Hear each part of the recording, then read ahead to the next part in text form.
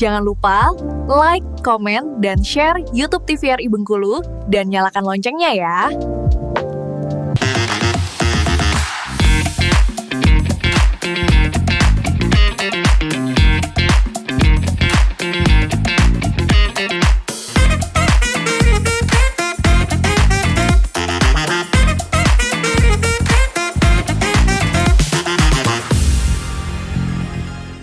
Balik lagi di Opini Obrolan Pas di sini. Nah, pemirsa masih bersama dengan Bang Ahmad di sini. Adalah panggil Bang aja ya aku ya, atau mau dipanggil Pak? Terserah. Terserah. Nanti dipanggil Pak, nggak mau jawab ya takutnya.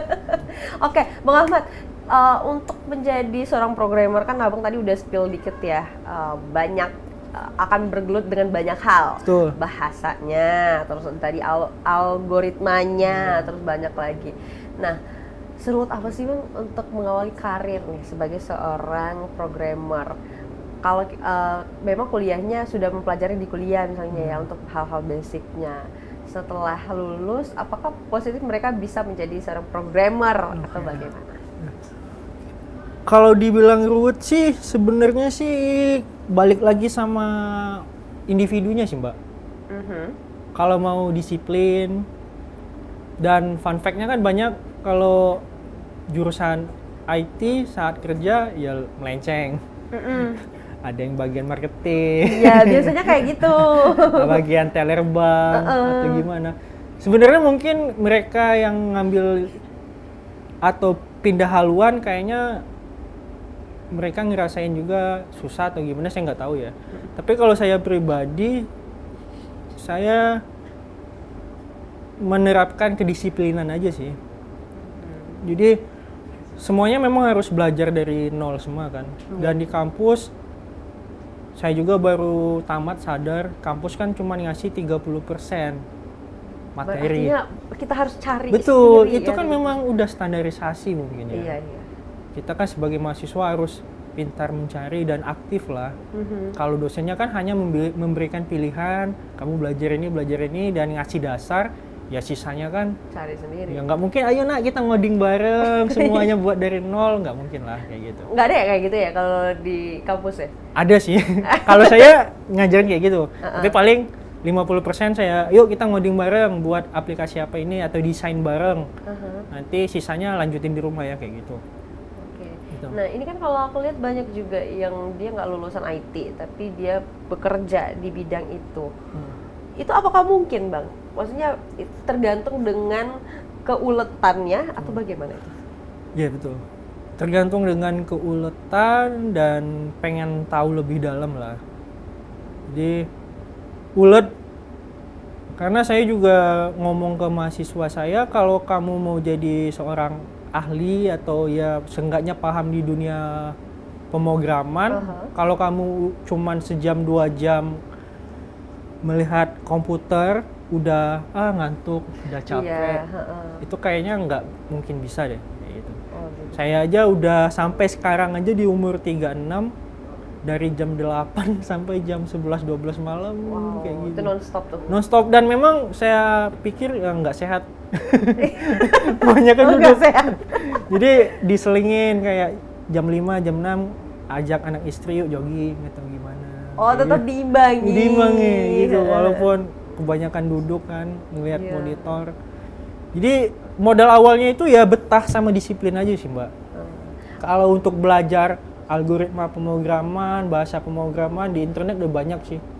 Tinggal itu tadi ulet atau enggak itu tadi ya. Ulet atau enggak, kalau cuma sejam 2 jam udah ngantuk udah beda lah gitu. Berarti awalnya harus tertarik dulu kali. Tertarik dulu. Harus tertarik baru diiringi nanti ada keuletan itu di sana, betul. mau cari bagaimana, nanti mau belajar sama siapa gitu. Tapi untuk Abang waktu di awal yang membantu Abang nih, ada nggak sih yang membantu untuk lebih paham mungkin tempat bertanya atau mungkin dia juga menjadi sosok yang memotivasi maybe? Kalau sosok yang memotivasi kayaknya teman-teman kerja di perusahaan kantor pertama saya itu aja sih. Itu. Mereka di sana. Ya, mereka dengan sabar mengarahkan kayak gini bagusnya, prosesnya jangan kayak gini, kayak gitu. Jadi kayaknya teman-teman yang di sana iya, waktu itu. tempat kerja Oh, di oke. sini. Sampai lingkungan yang sangat positif gitu ya, sampai akhirnya memotivasi untuk belajar lagi, mau tahu lagi gitu. Iya, betul. Nah ini kan ada juga nih aplikasi yang ongoing ya, Iya. atau udah rampung nih? Kalau yang rampung ada juga. Rampung dikasih tahu dong, diceritain kali ah. Apanya yang rampung atau? Yang rampung dulu, mungkin yang sebelumnya dulu sampai nanti kita ke yang ongoing ini. Oh, oke. Kalau yang rampung itu ada beberapa sih kayak kecerdasan buatan. Tapi itu pakai modelnya Google. Oke. Pakai tinggal manggil API-nya. Terus ada lagi beberapa bimbel kayak di Bengkulu udah selesai itu sih, udah rilis bimbel online kayak diajarin kayak kayak apa ya kalau di Indonesia ya, kayak bimbel online ruang guru. Oh, ruang. Nah, Oke. jadi di Bengkulu ada yang pengen buat kayak gitu juga, udah selesai juga itu, udah rilis lah di Play Store gitu. Dan ada beberapa lagi sih yang udah rilis gitu. Nah ini kalau yang udah rilis, udah inilah ya udahlah gitu ya. Kita bahas ke yang ongoing nih. Kalau yang ongoing ada itu nama aplikasinya itu sewa-sewa sih. Sewa-sewa, sebenarnya dari namanya sewa-sewa sudah tahu nih tujuannya untuk apa. Tapi mengapa alasannya untuk menciptakan nih aplikasi ini?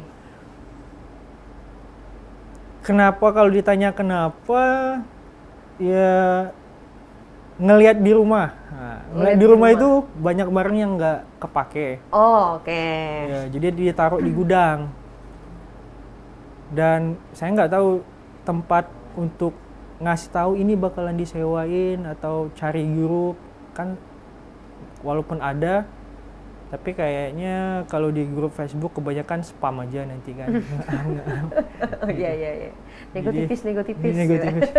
Jadi kepikirannya dari situ sih. Jadi saya sama teman-teman ada 2 orang. Gimana kalau kita ngebuat aplikasi sewa-sewa? Gitu. Jadi aplikasi sewa-sewa untuk tempat platform penyewaan semua barang yang nggak kepake. Kayak Apapun. gitu. Apapun. Jadi bebas nih, barangnya nggak ada barang-barang tertentu gitu, semuanya bebas. Kalau misalnya nanti di saat udah jalan, mungkin kami kerucutin dulu kecuali barang elektronik ya. Ya karena rawan ya. Rawan, gitu. Itu lagi digodok sama teman. Itu gimana caranya biar jauh dari kata penipuan, rusak atau gimana? Itu ada timnya juga. Iya. Gitu. Itu mungkin jadi PR juga PR, kali betul. ya. Itu, Takutnya sewa nggak dikembaliin ah, gitu ya. itu. Jadi harus banyak teknologi di sistem yang kami buat kayaknya. Oh. Kayak teknologi pelacakan atau gimana. Ya, tapi kalau mau buat aplikasi kayak gitu tuh gimana sih Bang memprograminnya? Maksudnya kayak awalnya tuh apa dulu nih gitu-gitu. Mungkin bisa dikasih tahu kayak secara gamblangnya aja gitu. Garis besar aja ya? Iya, garis besarnya aja. Jadi kalau di awal ya pastinya kan ngebuat aplikasi itu kan harus punya ide dulu. Iya, tentu. Ya. Oke. Setelah punya ide, kita buat dulu sih desain aplikasinya mau gimana. Bisnis proses bisnis. Oke. Ya, itu sebenarnya itu sama kayak pekerjaan-pekerjaan yang lain lah. Kalau kayak kontraktor kan sebelum ngebuat rumah dia harus ngedesain dulu arsitekturnya. Ya sama juga kayak di software. Dia harus ngebuat dulu rancangan arsitekturnya. Mau menggunakan teknologi apa. Terus database-nya menggunakan apa dan bahasa pemrogramannya menggunakan apa. Bahasa apa? Apakah bahasa Rejang? Kalau bisa. Itu. Oh, Oke. begitu. Oke. Nah, kalau melihat kalau aplikasi udah tercipta lah gitu ya, kan banyak tuh. Kalau sekarang yang lagi ditakutin sebenarnya bukan sekarang aja, cuma sekarang ini semakin sering terdengar nih data diri tersebar kemana-mana. Nah itu kan menjadi PR seorang programmer juga ya berarti ya? Nah sebenarnya itu banyak celahnya kalau data diri terambil ya Mbak. Itu sebenarnya bukan hanya sebagai PR programmer sih. Jadi mungkin kalau di dalam teknologi itu ada yang namanya internet atau keamanan datanya, cyber security-nya. Itu di bagian administrator atau servernya. Oh, itu beda lagi bagi ya? Beda lagi. Oh. Jadi kalau yang kami ini hanya memikirkan membuat sistem dan gimana caranya nggak mudah diretas. Dan kalau misalnya untuk keamanan data servernya nggak bisa diretas, itu ada yang namanya cyber security, beda lagi. Oh, cyber security-nya itu tanggung jawab mereka gitu Ya, ya? untuk Oke. mengamankan datanya agar nggak bisa ditembus. Seperti itu. Walaupun yang di sisi kami juga harus memikirkan keamanan biar sistem yang kami buat tidak Nggak bisa. tas tadi tuh ya? Itu. Nah itu kalau misalnya udah aplikasinya udah jalan nih, udah terbentuk lah gitu, udah rampung, itu pasti akan tetap harus tetap diawasi kah, masih tetap dimonitoring kah, atau bagaimana? Kalau sistem yang udah dibuat, ya mau nggak mau tergantung perusahaan atau tempat yang request aplikasi ya misalnya. Kebanyakan ada beberapa ya sudah buat ya udah gitu.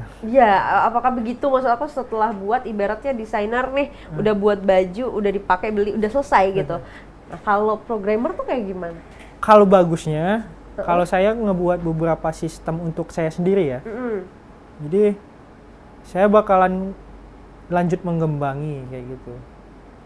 Jadi di tahap awal rilis misalnya di Play Store, udah rilis, ada orang menggunakan. Nanti dia bisa ngasih masukan, misalnya ini ada error di halaman pengguna misalnya.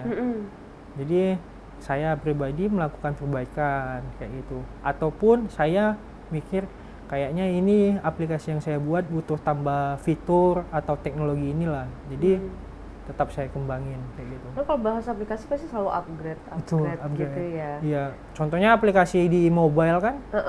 Sebulan 2 bulan kita upgrade. Iya, betul, gitu. selalu. Artinya kalau di upgrade itu artinya ada penambahan fitur atau teknologi kayak gitu.